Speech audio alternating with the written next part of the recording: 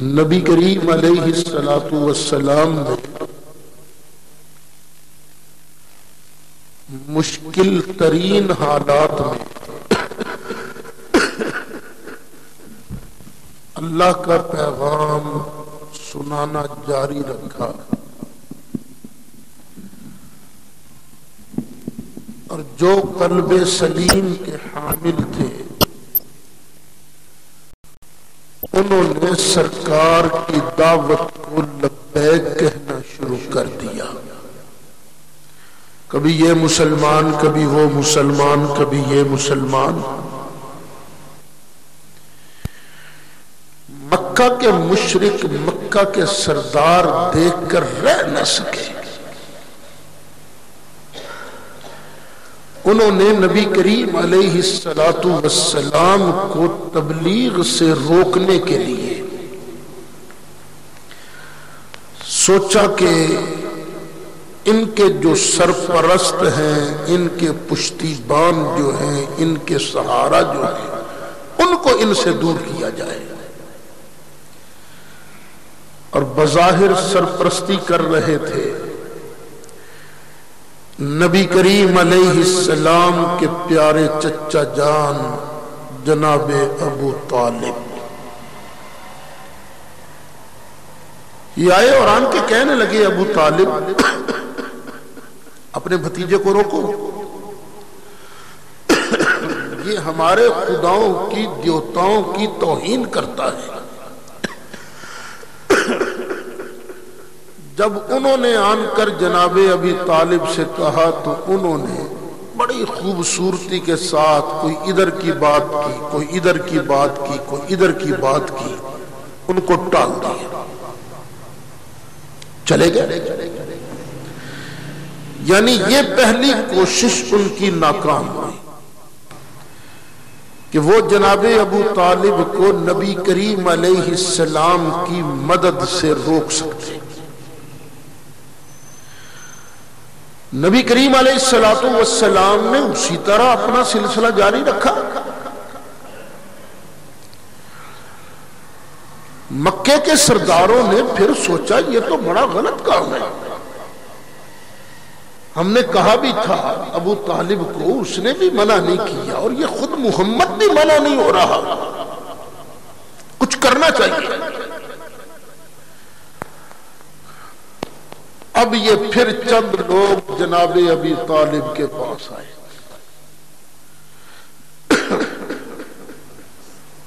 اور ان کے پاس آن کر پھر کہنے لگے ابو طالب یہ تمہارا بھتیجا بڑی غلط باتیں کرتا ہے، جن کو ہم پوجتے ہیں، جن کو ہم اپنا خدا مانتے ہیں، یہ ان کو نکما کہتا ہے، ناکارہ کہتا ہے، برا کہتا ہے، کہتا ہے ان کی ویلیو کوئی نہیں، ان کی حیثیت کوئی نہیں، سچا ایک ہے. روکو وگرنہ ہمارے ساتھ لڑنے کے لیے تیار ہو جاؤ. اب اس کا نتیجہ یہ ہوگا یا ہم مر جائیں گے، جب تمہیں مار دیں گے تیرے بھتیجے کو مار دیں گے. کچھ اس طرح سخت انداز میں انہوں نے سرکار کے پیارے چچا سے باتیں کی کہ پہلے پہلے حضرت ابو طالب بھی کچھ متاثر ہوئے. انہوں نے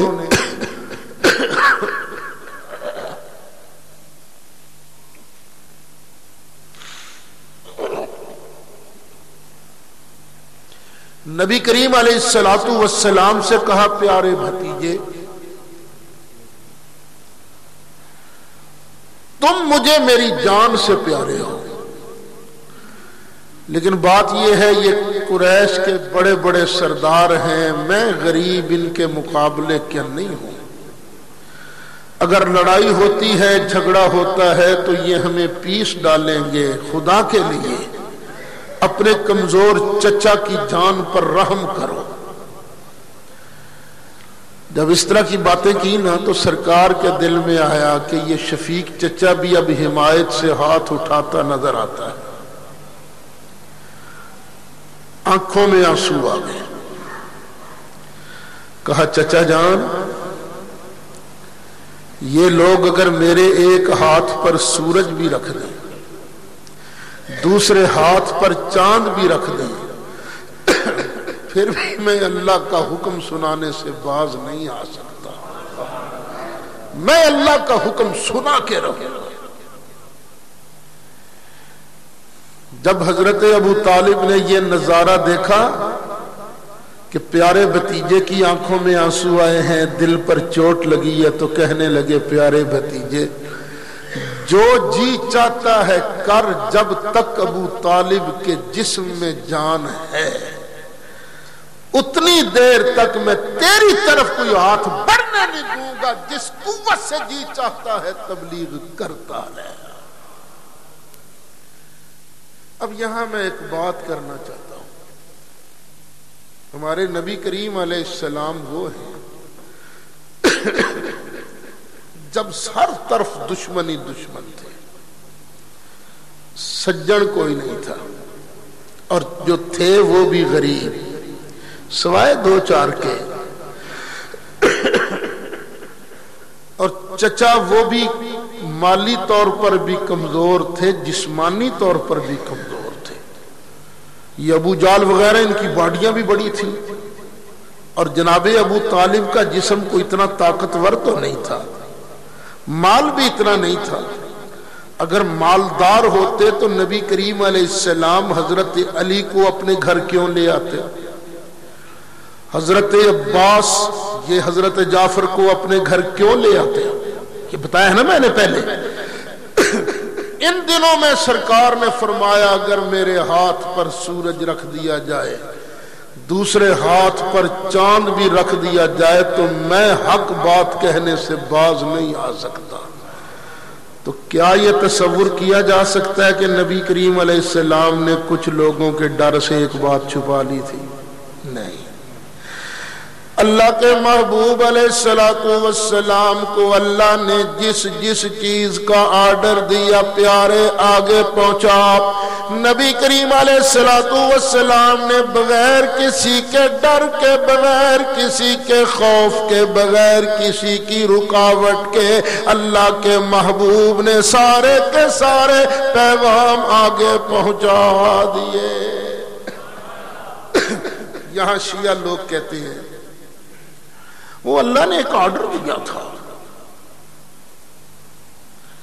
اللہ نے آرڈر دیا تھا کہ چل محبوب پیارے علی کی امامت کا اعلان کر،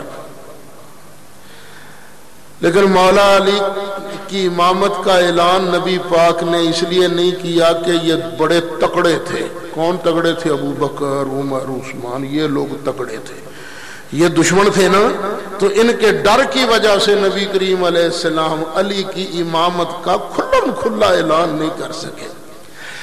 اور اس طرح کی بات کہہ کر تم جناب ابو بکر، جناب عمر، جناب عثمان کی توہین کیا کرو گے؟ یہ تو خود اللہ کے محبوب کی توہین کر رہے ہو۔ یہ تو نبی ہے، سارے نبیوں کے سردار ہیں۔ لوگوں نبیوں کے جسموں کو آروں سے چیرا گیا، نبیوں کے جسموں کو آگ میں ڈالا گیا۔ وہ نبی جو ان کے ماتاب تھے وہ حق بات کہنے سے باز نہیں آئے، تو اللہ کے محبوب علیہ السلام حق بات کہنے سے باز کیسے آ سکتے ہیں؟ اللہ تعالیٰ ان لوگوں کی شان بیان کرتا ہے جو میرے محبوب کے لڑ لگ کر ولایت کے درجے پر فائز ہو جائیں۔ ان کے بارے اللہ فرماتا الا ان اولیاء اللہ لا خوف علیہم ولا هم يحزنون۔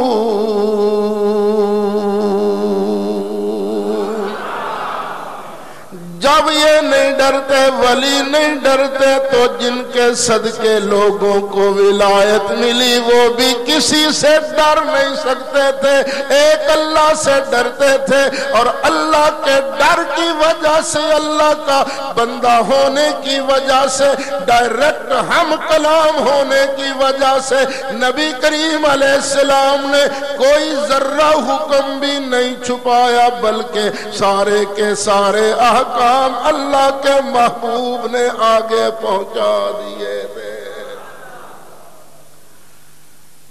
تو اللہ بھائی صحیح عقیدے پر قائم رکھے۔ بڑا دور ہے فتنوں کا، بڑا دور ہے فتنوں کا۔ میں یہ جو آپ کو کہا کرتا ہوں نا کہ 75% سے زائد شیعیت ہمارے اندر گھس گئی ہے، بڑے پیار سے نہیں، ہم تو مولا علی سے زیادہ پیار کرتے ہیں۔ بھی ہم کوئی مولا علی کے دشمن ہیں؟ لیکن میں نے پہلے بھی بتایا تھا، بولو ہم غوث اعظم سے پیار کرتے ہیں کہ نہیں؟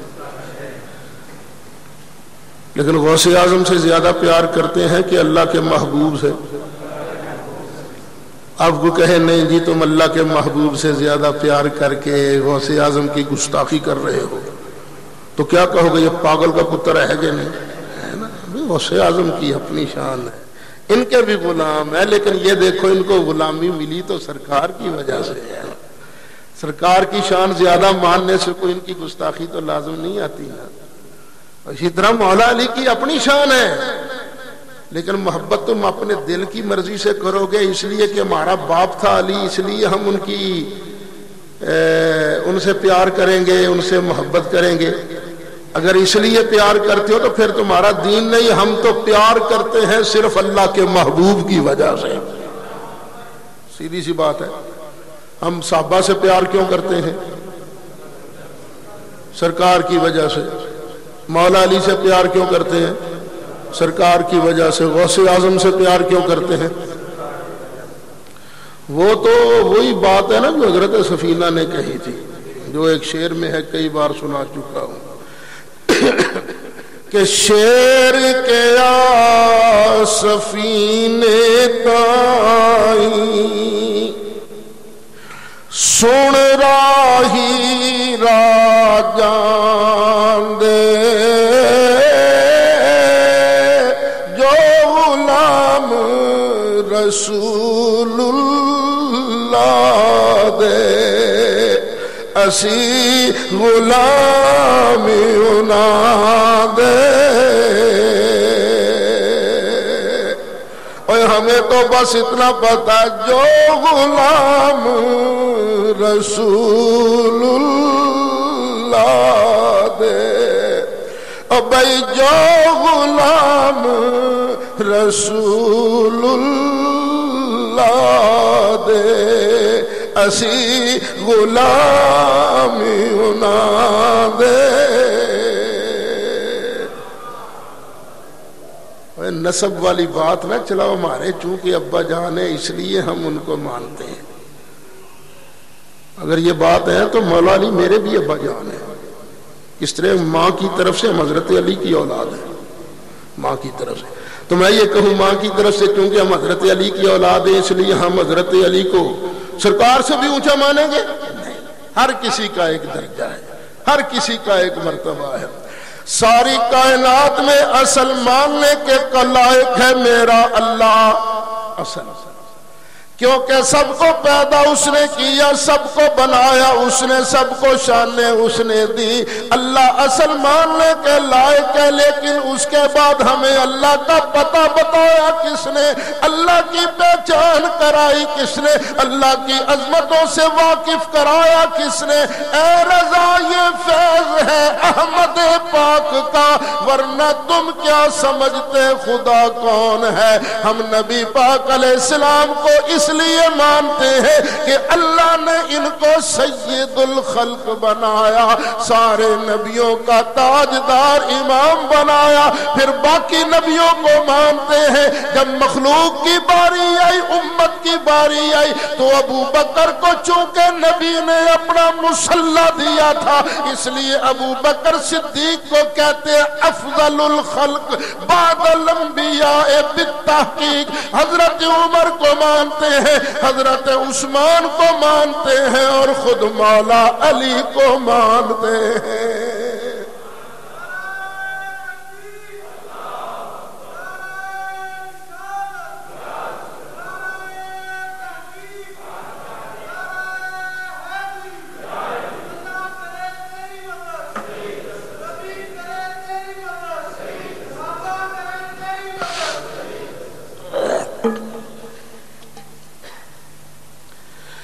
اچھا خیر، سرکار نے کہا نہیں چچا نہ، میرے ہاتھ پر سورج رکھ دو، بائیں ہاتھ پر چاند رکھ دو، میں اللہ کا پیغام سنانے سے باز نہیں آ سکتا۔ جناب ابی طالب نے کہہ دیا بھتیجے جو جی چاہتا ہے کرو، میں تیرا ساتھ نہیں چھوڑوں گا۔ اس لیے یہاں میں ایک مسئلہ عرض کر دوں کہ حضرت ابو طالب کے بارے میں یہ بحث تو محدثین نے کی ہے کہ انہوں نے کلمہ پڑھا تھا کہ نہیں پڑھا تھا، اور واقعی یہ بات کوئی اتنی پکی ثابت نہیں کہ کلمہ پڑھا تھا۔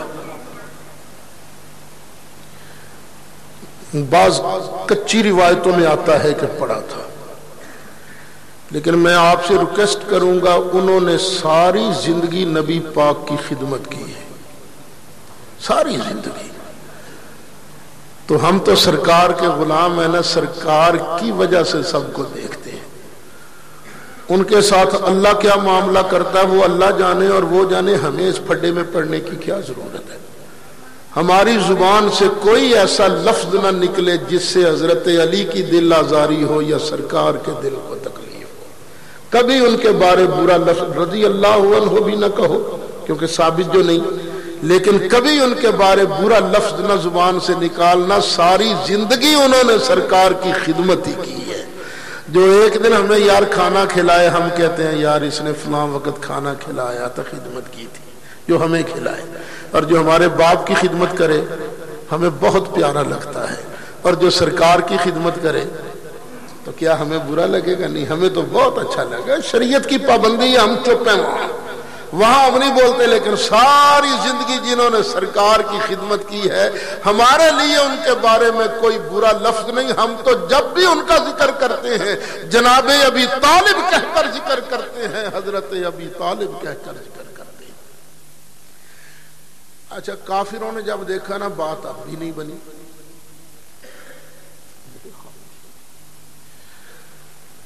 اب وہ ایک تیسری تجویز لے کے آئے۔ ولید ایک کافر تھا وہاں،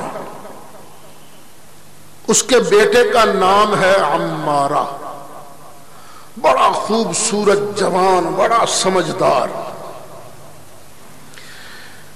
اپنے بیٹے کو لے کر نہ ولید بھی اور دوسرے کافر بھی جناب ابی طالب کے پاس آئے، کہنے لگے کہ ابو طالب یہ ہے ہمارا بھتیجا اور محمد ہے تمہارا بھتیجا، یہ محمد ہمیں بہت تنگ کرتا ہے، بہت پریشان کرتا ہے، تم ایسے کرو کہ محمد ہمیں دے دو، عمارہ تم خود رکھ لو، یہ ساری زندگی تمہارا بیٹا بن کے رہے گا، بس تم اس کی پرورش کرو، تربیت کرو، جدھر بلاؤ گے بیٹوں کی طرح یہ تمہارے ساتھ یہ سلوک کرے گا، اور محمد ہمیں دے دو، ہم اسے قتل کر دیں، تمہارا تو نقصان نہیں ہوگا نا۔ کیسے کیسے سیانے لوگ رہتے ہیں۔ حضرت ابو طالب نے فرمایا واہ کیا بات ہے بھائی، ہے تمہاری تجویز کو، میں تو ساری زندگی تمہارے بھتیجے کو پیسے دوں، اس کی خدمت کروں، اور تم میرے بھتیجے کو قتل کر دو، شرم نہیں آتی تمہیں؟ چلو نکل جاؤ یہاں سے، آج کے بعد ایسی بیہودہ تجویز لے کر میرے پاس نہ آنا۔ قربان جائے ابو طالب تیری وفاؤں کے بھی، کہ تو نے بھی ہر آن مصطفیٰ پیارے کا ساتھ دیا تھا۔ پھر آ گیا حج کا زمانہ۔ یہ حج کوئی سرکار کے زمانے سے تو شروع نہیں ہوا نا، حج تو پہلے سے چلا آ رہا ہے۔ یہ مکہ کے لوگ حاجیوں کی خدمت بڑی کرتے تھے، اور یہ حج کا سیزن تو وہ حضرت ابراہیم علیہ السلام نے نہیں، وہ اللہ کے آرڈر سے لوگوں کو حج کے لیے بلایا تھا۔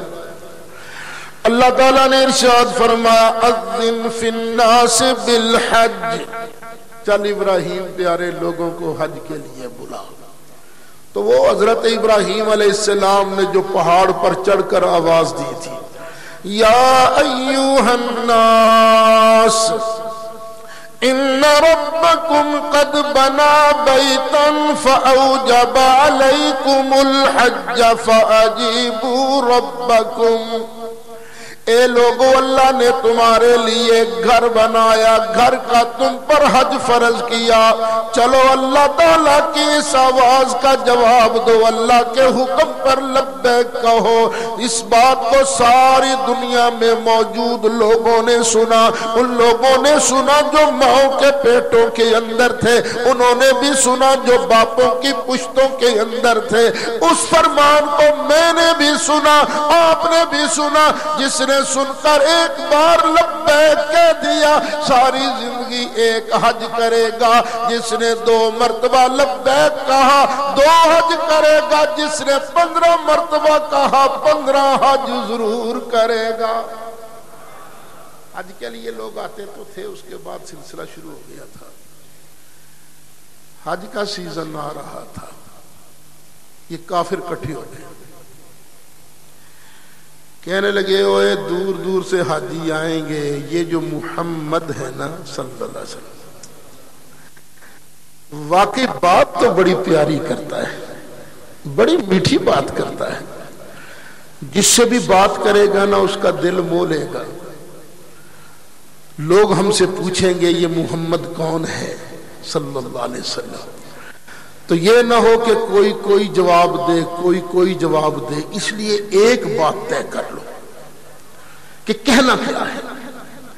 وہی ولید بن مغیرہ، اس کے گھر پر میٹنگ ہو رہی ہے، ایک آدمی کہے گا بالکل ٹھیک، واقعی ہمیں کچھ پلان بنا لینا چاہیے کہ ہم نے آنے والے لوگوں کو کہنا کیا ہے، اس محمد کی بات پر یقین کیوں نہ کرو، کیا جواب دینا ہے۔ لوگوں نے کہا جناب ولید سب سے زیادہ سمجھدار تو آپ ہی ہیں نا، آپ ہمیں فرمائیں کہ ہم کیا کریں۔ کیا لگا نہیں تم بھی تو کچھ کہو نا، اپنی تجاویز دو، اس کے بعد میں بتاؤں گا کیا کرنا ہے۔ ایک کہنے لگا ہم لوگوں سے کہیں گے کہ یہ کاہن ہے، تو بس لوگ متنفر ہو جائیں گے۔ اس نے کہا دور فٹے منہ تیرا، کاہن اس طرح کے ہوتے ہیں، کاہن بات کرتا ہے گول مول، تاکہ یہ مطلب بھی نکل سکے یہ بھی نکل سکے۔ ایک کڑ منڈا ہوئے گا کہ کڑیوں پھر سوچ کے کہن گے منڈا نہ کڑی، گول باتیں کر دیں گے نا۔ جو منڈا ہو گیا تو کہیں گے منڈا سی میں کیا منڈا نہ کڑی، تو جب کڑی ہو گئی تو میں کہاں گا میں کہ اسی منڈا نہ کڑی، تو انہوں سمجھ ہی نہیں آئی پاگلو۔ تو جب بچہ سایا ہو گیا تو کہا میں منڈا نہ کڑی دیکھو نا، تو کافی نہیں ہو رہا نا، کاہن گول باتیں کرتے ہیں، اور یہ گول تھوڑی باتیں کرتا ہے، یہ تو وہ کلام سناتا ہے جو بالکل صاف ہے ستھرا ہے، وہ کلام تو بہت اعلیٰ ہے۔ کیونکہ جی آپ کی بات تو ٹھیک ہے، کاہن والی بات نہیں چلے گی، پھر کیا کہیں۔ دوسرا کہنے لگا ہم کہیں گے پاگل ہے، چھوڑو اس کی بات نہ سننا، یہ پاگل ہے۔ ولید دشمن تھا نبی کریم علیہ السلام کا، لیکن کہنے لگا اے پاگل کہنے والے تو خود پاگل ہے، لوگ جب خود اس کی باتیں سنیں گے کہیں گے یہ پاگل کہاں، صحیح ترین لوگ بھی اس کی عقل کے سامنے قربان کیے جا سکتے ہیں۔ پاگل کو اس طرح کے ہوتے ہیں۔ تیسرا بولا کہنے لگا ہم کہیں گے شاعر ہے، شاعر نبی بن گیا۔ کہنے لگا یارو شاعر ہم خود بھی ہیں، شاعری کی جتنی قسمیں ہیں سب قسموں سے ہم واقف، ساری اصناف سے ہم واقف ہیں، خود بڑے بڑے شاعر ہیں ہمارے دوران۔ ارے یارو شاعری کو قرآن کے ساتھ کیا واسطہ؟ قرآن شعر تھوڑی ہے، قرآن تو بہت اونچا کلام ہے۔ چوتھا بولا، کہنے لگا ہم کہیں گے جادوگر ہے، اس کے قریب نہ جانا، جو اس کے قریب چلا جاتا ہے بہن کو بھائی سے الگ کر دیتا ہے، ماں کو بیٹے سے الگ کر دیتا ہے، بیوی کو خاوند سے الگ کر دیتا ہے، جدا جدا کر دیتا ہے۔ جادوگر کہنے لگا یارو جادوگر تو نہیں، لیکن یہ بات چل جائے گی جادوگر والی، کیونکہ کاہن یہ نہیں، شاعر یہ نہیں، پاگل یہ نہیں، ہاں جادوگر والی بات چلے گی۔ اب نبی کریم علیہ السلام حج کا سیزن آیا، لوگوں کے سامنے جا کے صاف ستھری بات کرتے ہیں۔ پہلے لوگوں کے کانوں میں کافروں نے ڈالا جہاں ایک جادوگر رہتا قریب نہ جانا، لیکن لوگوں کی فطرت کیا ہے؟ جس چیز سے رکا جائے نا وہی کرتے ہیں۔ میں کئی بار مثال دے، میں کہو ذرا پیچھے نہ دیکھنا، تم اسد صاحب کا ادب تو کرو گے لیکن کانی آنکھ کر کے دیکھو گے سی روکیا کیا ہے، کیوں روکا ہے بھائی، خیر تو ہے۔ وہ کہتے تھے وہ پاگل ہے، یہاں اس سے ملنا نہیں ہے، تو لوگوں کے دل میں شوق پیدا ہوا کہ چلو ان سے ملیں تو صحیح ہے، ذرا ملیں تو صحیح، دیکھیں کون پاگل ہے جس سے سارے ڈرتے ہیں یا رکھتے ہیں۔ جب نبی کریم علیہ السلام سے ملتے، نبی کریم علیہ السلام صاف ستھری سیدھی دل میں اترنے والی بات کرتے تو سرکار کی محبت لوگوں کے دلوں میں گھر کرنے لگی۔ یہ جو کافروں کا منصوبہ تھا نبی کریم علیہ السلام کا پیغام باہر نہ پہنچے، اللہ کی شان، سارے حاجی میرے مصطفیٰ کا پیغام دل میں لے کر واپس اپنے اپنے گھروں میں گئے۔ وہاں جا کے بتانے لگے یارو ایک بات ہے، مکے کے اندر ایک اللہ کا بندہ پیدا ہوا ہے، نام ہے اس کا محمد، قوم اس کو جادوگر کہتی ہے لیکن جادوگر نہیں، چلو دیکھیں بنتا کیا ہے۔ اللہ کی توحید کا پیغام، نبی کی رسالت کا پیغام پورے عرب کے اندر پہنچنے لگا۔ یہ نا بعض اوقات دشمن ایک تدبیر کرتا ہے لیکن اللہ اسی تدبیر کو دشمن کے خلاف استعمال فرماتا ہے۔ اور تم نے تدبیر کی چالے تو اڈے ہی گٹ گئے۔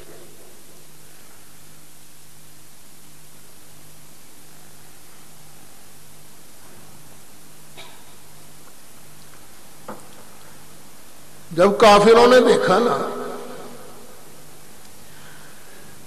یہ ہماری تجویز بھی مخالف گئی ہمارے، اب انہوں نے سوچا کہ نبی کریم علیہ السلام کو خود دکھ دیے جائے، ان کو ستایا جائے، ان کو تنگ کیا جائے۔ پہلے تو چچا تھا نا ابو لہب، سرکار آگے آگے ہوتے وہ پیچھے پیچھے ہوتا، گالیاں بکتا، لوگوں کو کہتا اے اس کی بات مت سننا، یہ پاگل ہے۔ وہ پچھلے جمعے شاید بیان کیا تھا میں نے، وہ تبت یدا ابی لہب، وہ جو سورت نازل ہوئی تھی، اس کی بیوی وہ اس سے بھی 2 ہاتھ آگے تھی۔ نبی کریم علیہ السلام جس رستے چلا کرتے تھے نا وہ رات کو کانٹے لا کر نہ اس رستے میں بچھایا کرتی تھی، کانٹے لا کر، تاکہ سرکار چلیں تو پاؤں کے تلوے زخمی ہو جائیں۔ آئے آئے ایک طرف صحابہ ہیں جو سرکار کے پاؤں کے تلووں میں کانٹا چبھنا گوارا نہیں کرتے۔ وہ ایک صحابی تھے نا، وہ آگے چل کے بتاؤں گا، صحابی تھے نا، ان کو کافروں نے پکڑ لیا، سرکار مدینہ شریف تھے، پکڑ کے کہنے لگے ہم تمہیں لگے ہیں قتل کرنے، تو تیرا کیا خیال ہے اس کو، سچی سچی بتانا، کیا اگر تیرے دل میں یہ آئے کہ مصطفیٰ تیری جگہ یہاں ہوتے، ہم ان کو قتل کرتے اور تو مزے سے وہاں بیٹھا ہوتا پھر؟ انہوں نے کہا پاگلو تمہیں پتہ ہی نہیں ایمان کا نشہ ہوتا کیا ہے، تم ان کو قتل کرنے کی بات کہتے ہو، میں یہ کہتا ہوں میں یہ گوارا نہیں کر سکتا کہ مصطفیٰ وہاں بیٹھے ان کے پاؤں کے نیچے کوئی کانٹا بھی چبھ جایا ہے، میں تو یہ بھی برداشت نہیں کر سکتا۔ کیونکہ صحابہ نے سچے دل سے اپنی آنکھوں سے دیکھ لیا تھا نا کہ سارے اونچوں سے اونچا سمجھی سے سارے اونچوں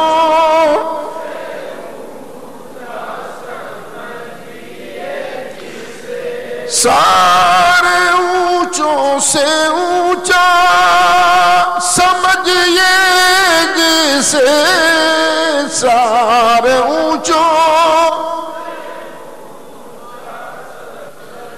یہ جسے ہے اس اونچے سے اونچا ہماری ہے اس اونچے سے اونچا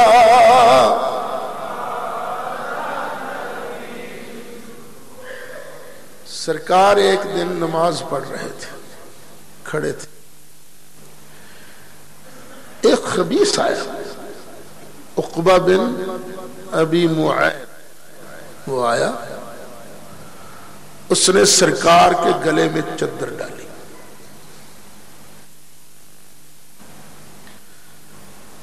یہ تو رومال چھوٹا ہے نا اس نے بڑی چادر ڈالی سرکار کے گلے میں سرکار نماز میں کھڑے اور پھر یوں کر کے نا اس نے چادر کو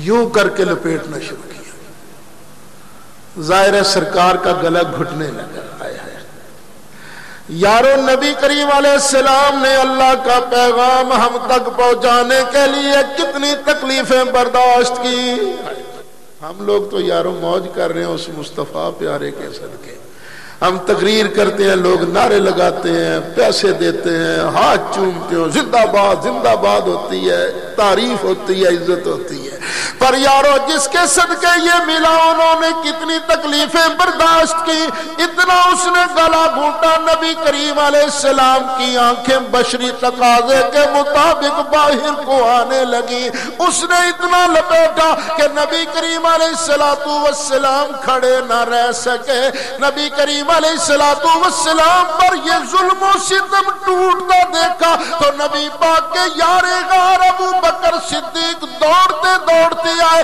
آگے سقبہ بیمان کو دھکا دیا دھکا دے کے فرمایا اتقتلون رجلا ان یقول ربی اللہ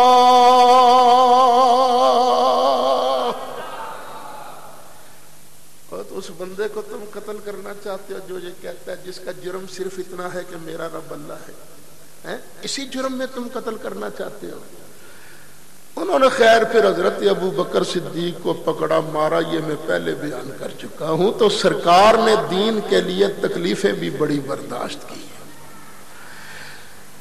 بالکل یہ جملہ وہ ہے جو حضرت موسیٰ علیہ السلام کے ایک امتی نے فرعون کے دربار میں بولا تھا وہ فرعون کی برادری کا فرعون کی پارٹی کا لیکن تھا مسلمان موسیٰ علیہ السلام تھے بنی اسرائیل کے فرعون کی برادری الگ ان کا دین الگ ان کا مذہب الگ لیکن اس کے درباریوں میں سے ایک بندہ اندر کھاتے مسلمان ہو گیا تھا قرآن اسے کہتا ہے مؤمن آل فرعون مؤمن آل فرعون اب دربار کے اندر بحث شروع ہو گئی کہ موسیٰ کو رہنے نہیں دینا چاہیے اب اسے مار دینا چاہیے اب یہ کر دینا چاہیے وہ کر دینا چاہیے عبرت کا نشان بنا دینا چاہیے جب اس بندے نے یہ دیکھا نا تو کھڑا ہو گیا اس نے بالکل یہی لفظ کہے اتقتلون رجلا ان یقول ربی اللہ اے دربار والو تم موسیٰ کو صرف اسی جرم میں قتل کرنا چاہتے ہو کہ وہ کہتا ہے میرا رب اللہ ہے اللہ کو رب ماننے کی وجہ سے تم اسے مارنا چاہتے ہو بالکل یہی لفظ ابو بکر صدیق نے فرمایا اتقتلون رجلا ان یقول ربی اللہ ہائے ہائے مولا علی ایک مرتبہ یہی بات بیان کر رہے تھے، یہی بات ابو بکر صدیق والی اور مومن آل فرعون والی، ذکر کرتے کرتے نا حضرت علی کی آنکھوں میں آنسو آ گیا۔ اور سنو حضرت ابو بکر اور حضرت علی کے درمیان لڑائی بیعتہ کرنے والوں، خدا کی قسم وہ تو پیار والے تھے، آپس میں محبت والے تھے، اور خبیثو تم لوگوں نے اپنی روٹیاں کمانے کے لیے آل رسول اور اصحاب رسول کی جدائی کا تم نے ڈھونگ رچا رکھا ہے۔ وہ پیار والے تھے، محبت والے تھے، قرآن صاف صاف کہتا ہے رحماء بینہم، وہ تو آپس میں بڑے ہی مہربان تھے۔ قرآن کے مقابلے میں تم اپنی ٹر ٹر اور بک بک لگاتے ہو، یہ پتہ قیامت کے دن چلے گا نا، قبر میں چلے گا، خدا کی قسم ہے وہاں پتہ چلے گا۔ اہل سنت صحیح کہتے تھے صحابہ بھی شان والے، آل بھی شان والے۔ فرمایا لوگو یہ جو مومن آل فرعون ہے وہ افضل ہے یا ابو بکر افضل ہے؟ یہ کس نے پوچھا؟ خود علی پاک نے۔ یہ بتاؤ کہ مومن آل فرعون جس نے بھرے دربار میں اپنے ایمان کا اعلان کر دیا تھا وہ افضل ہے یا یہ ابو بکر؟ پھر اللہ نے ان کو بچا لیا تھا نا مومن آل فرعون کو۔ جو موجود لوگ تھے انہوں نے کہا حضرت آپ ہی بتائیں گے ان میں سے کون افضل ہے۔ حضرت علی مرتضی شیر خدا آپ فرمانے لگے واللہ اللہ کی قسم لساعۃ من ابی بکر خیر من مثل مومن آل فرعون ذاک رجل یکتم ایمانہ وہذا اعلن ایمانہ۔ اے لوگوں اللہ کی قسم ہے مومن آل فرعون کی ساری زندگی سے میرے ابو بکر صدیق کی ایک گھڑی بہت اونچی ہے۔ وہ اس نے اپنے ایمان کو چھپا کے رکھا تھا، آخر میں اعلان کیا، لیکن میرے ابو بکر صدیق نے ساری زندگی اعلان کیا کہ لوگوں میں مومن ہوں، مصطفیٰ پیارے کا غلام ہوں۔ صدیق تا ہے ذیشان ریساں کون کرے، صدیق تا ہے ذیشان ریساں اے جاندہ جملہ جہان ریساں کون کرے، ہے جاندہ جملہ جہان